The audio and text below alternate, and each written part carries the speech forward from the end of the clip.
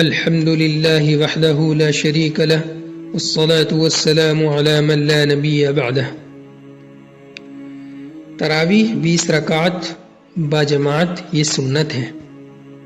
حضرت عبداللہ ابن عباس رضی اللہ تعالی عنہما فرماتے ہیں ان رسول اللہ صلی اللہ علیہ وسلم كان يصلي في رمضان 20 ركعة والوتر. یہ حدیث مصنف ابن ابی شیبہ میں موجود ہے کہ رسول اکرم صلی اللہ علیہ وسلم رمضان المبارک میں 20 رکعت تراویح اور وتر پڑھتے. حضرت جابر رضی اللہ تعالی عنہ فرماتے ہیں خرج النبی صلی اللہ علیہ وسلم ذات لیلہ کہ رسول اکرم صلی اللہ علیہ وسلم ایک رات باہر تشریف لائے فی رمضان المبارک کے مہینے میں. فصلی الناس 24 رکعتا ووتر ب3. رسول اکرم صلی اللہ علیہ وسلم نے 24 رکعت پڑھائی اور 3 وتر رکعت، یعنی 3 رکعت وتر. تو 24 رکعت کا مطلب 4 رکعت فرض، 20 رکعت تراویح، 24 اور 3 رکعت وتر. حضرت ابی بن کعب رضی اللہ تعالی عنہ فرماتے ہیں ان عمر بن الخطاب امر ابی بن کعب ان یصلی باللیل فی رمضان، کہ حضرت عمر بن خطاب رضی اللہ تعالی عنہ ابی بن کعب یعنی خود مجھے حکم دیا کہ رات کو تراویح پڑھاؤ. فصلی بہم 20 رکعتا، تو حضرت ابی بن کعب رضی اللہ عنہ نے 20 رکعت تراویح پڑھائی. حضرت محمد بن کعب القرظی فرماتے ہیں کان الناس یصلون فی زمان عمر بن الخطاب فی رمضان 20 رکعہ،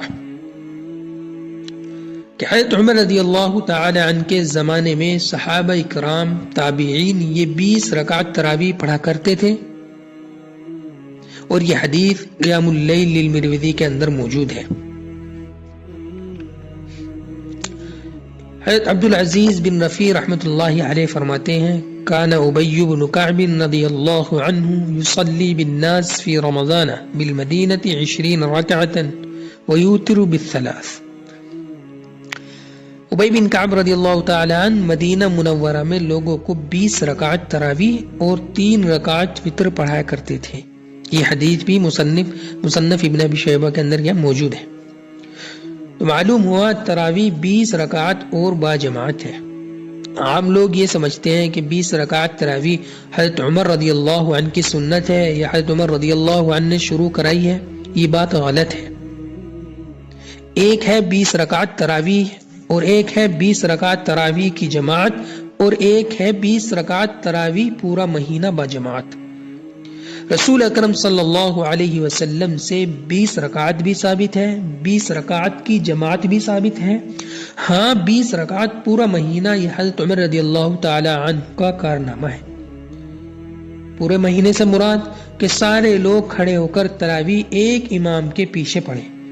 ورنہ صدیق اکبر رضی اللہ عنہ کے دور میں تراویح ہو رہی تھی، با جماعت ہو رہی تھی، لیکن ایسا نہیں تھا کہ سب ایک امام کے پیچھے، بلکہ 5 کہیں، 10 کہیں، 3 کہیں. اور یہ صحیح بخاری میں موجود ہے. حضرت عمر رضی اللہ تعالیٰ عنہ رات کو نکلے ہیں تو آپ نے دیکھا کہ لوگ تراویح پڑھ رہے ہیں، 3 ایک طرف، 5 ایک طرف، الگ الگ جماعت کر رہے ہیں.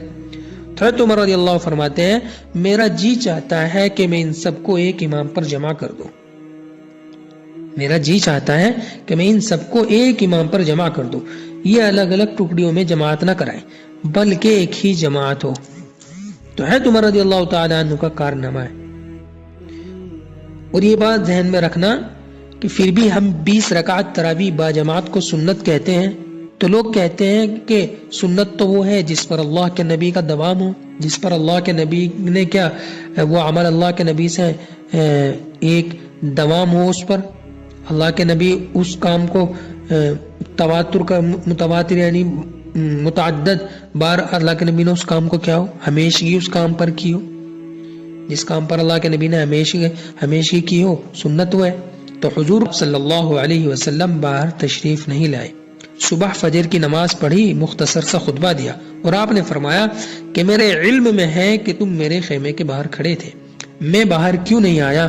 انی خشیت ان یفترض علیکم، انی خشیت ان یفترض علیکم، اگر میں تراویح پورا مہینہ جماعت کے ساتھ کرا دیتا تو مجھے خدشہ تھا، مجھے ڈر تھا کہ تمہارے اوپر تراویح فرض ہو جاتی۔